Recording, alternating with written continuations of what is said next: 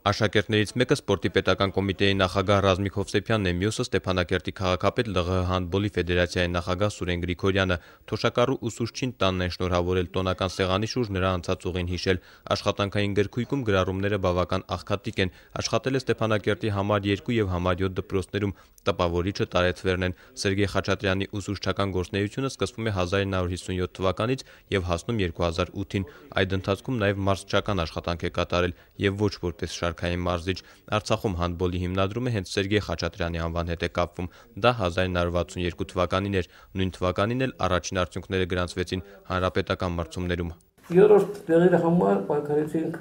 Գիրաբադի հետ, Էմի Պանդոյին։ Գրավեցինք երրորդ նշանակային տեղը, եւ տղաները եւ աղջիկները այդտեղից սկսվեց արդեն։ 7-րդ դասարանից սկսած մինչև վերջ զբաղվել եմ հանդբոլով, նույնիսկ Երևանի պոլիտեխնիկական ինստիտուտի խաղալ, պոլիտեխնիկի թիմից խաղում էի եւ ուսման ավարտը միջև խաղացել ենք, այնպես որ հանդբոլը ընդհանրապես Ղարաբաղի միշտ սիրված սպորտի ձև ա եղել շատ երիտասարդների համար եւ ես երախտապարն եմ, որ այդ հիմքը դրել է եւ մենք կարողացել ենք մեր ժամանակ զբաղվել այդ սպորտի ձևով հաճույք ենք ստանում ուղղակի։ Սերգեյ Խաչատրյանի նախկին աշակերտը այսօր ԼՂՀ հանդբոլի ֆեդերացիան է գլխավորում։ Մարզաձևի զարգացման ուղղված աշխատանքները սպորտի պետական կոմիտեի նախագահն է գնահատում։ Շարժումից հետո չէր գործում այս մարզաձևը, բայց նոր սկսել ենք արդեն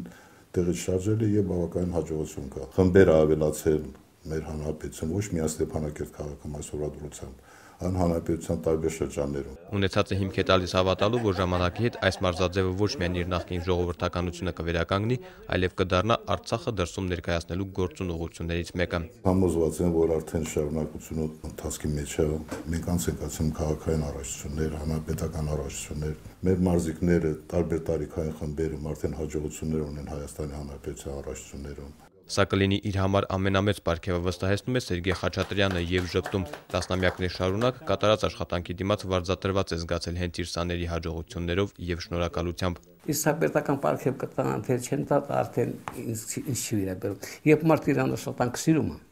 երբ աշակերտը իմ փողոցում ասել գալիս է մոտիկան քեզ բարև տալիս, դա ինձ համար պարգև է։ Դու աշխատանքը պիտի կատարես։ Կարող է մեկը ծնողը հարգի, կարող է մեկը աշակերտը հարգի, կարող է մեկը կառավարությունը հարգի։ Դա հաճելի է, հեչ է։ Այն փոքր երեխային էլ որ ասում ես մալադեց, այն հաճելի է իր համար։ Բայց ուզում եմ ասել, որ մենք պարգևի համար ենք աշխատում։ Նորեր Հովսեփյան, Հովիկ Առաքելյան, օր